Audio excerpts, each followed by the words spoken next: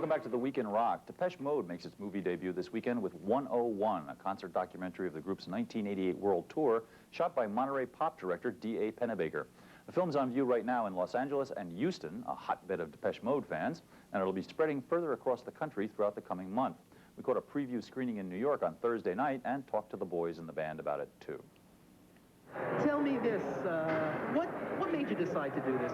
Well, as we said, it's the 101st on this tour, and we felt that we had to do something special after 8 or 9 months on the road. The whole thing's being filmed as well.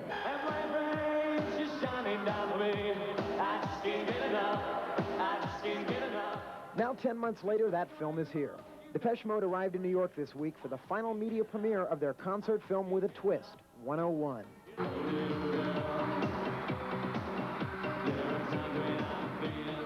The man behind the lens for Depeche Mode was director D.A. Pennebaker, to this day best known for a 60s concert documentary on Bob Dylan.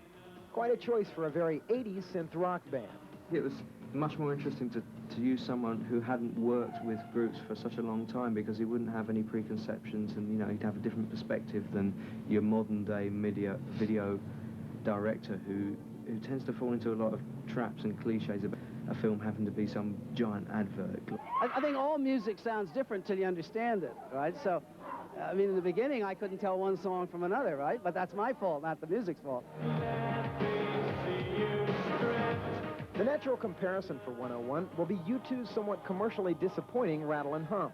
Ironically, none other than The Edge paid a visit to Depeche at their Rose Bowl tour finale. We had a long talk about it and stuff, and, you know, there's no comparisons in the film. You know, the only thing is that it's the band on the road, you know.